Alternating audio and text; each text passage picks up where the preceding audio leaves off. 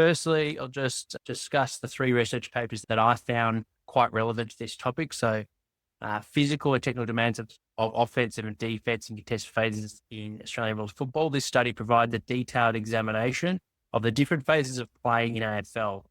So it's key to break down those three key areas in defense, offensive, and the contested nature of the game.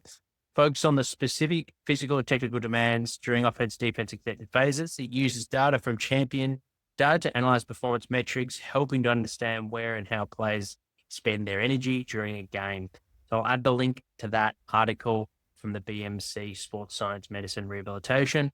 Second article that I found helpful, physical and technical demands of Australian rules football, analysis of maximum ball in play periods. So this research analysed the demands during the maximum ball in play periods using microsensor data. It includes metrics like total running distance, high speed, and acceleration. So your classic GPS metrics, offering insights into the intense physical requirements during continuous play phases. Number 3, evaluating match running performance in elite Australian rules football, a narrative review. So this discussed the variations in running performance across different phases of a season and how these are impacted by training volumes and playing experience.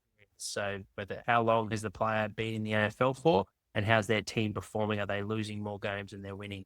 It highlights the need for strategic planning of training those optimized performance during matches. Understanding the physical demands. So from here, we know with the evolution of the game, it's getting more physical, it's getting faster, it's getting more chaotic. And we know that with the demands from a work rate point of view are getting greater, both in slow speeds as well as high speed and sprint running. So conditioning is critical. We need the athletes to have that anaerobic endurance. So that's where doing some high intensity running, whether you're programming your speed work at 6 meters per second or 6.5 meters per second, or you're using anaerobic speed reserve, or I'll be releasing my episode with Gareth Sanford, who does a lot of anaerobic speed reserve work, ASR work, and highly recommends it with field-based sports, particularly like football athletes. So anaerobic work, some of my favorite is simply programming like 27 or 25 to 30% ASR. And if you don't know what that is, make sure to check out our episode with Gareth Sanford to get a good understanding. We've also got a blog post on it, so where I go into a little bit more detail on how to find out a squad's ASR and break them into categories of different profiles for the athletes, whether it be a speed-based, endurance, or hybrid. Yeah, 25 to 30%, 30% quite aggressive. So start with 25 and build them up. Strength and power for AFL. I like to think, first, it's injury prevention. How do they mitigate injury? So calf, things like the heavy sled prowler pushes, quad, we're doing eccentric work to mitigate against the big kicking load, especially in off season when they're not getting their kicking volumes up. So a reverse Nordic, hamstring, getting the Nordics in, both weighted, body weight, single leg Nordics. So really working the hamstring supramaxillary in eccentric phase.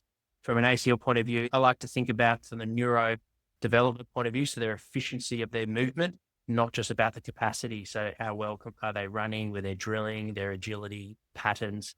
Think of it, if they're poor in this area, it's almost like a mobile in low reception. So we want to make sure we're always at high mobile reception where there's quick reactions and quality in their both neuromuscular control, but also in their stiffness. So that's where plyometrics can help. How often should you train in season? Like I said, once heavy in season with the legs, or once heavy in upper body. That would be a minimum to maintain and develop and hopefully get some PBs if you're lifting with good intent. If you're wanting to put on size in season, you're going to need to lift at least 3 times a week. How can young developing players build strength? The key is movement competency and variation of the key foundational movements. So we're not just progressively overloading the same movement pattern month after month. Add some different stimulus to them so they're engaged. So you're developing their movement competency, but then get enough consistency in the program to allow them to actually get strong in those key movements. So there's a balancing act there. That's where the art of coaching and programming coming in.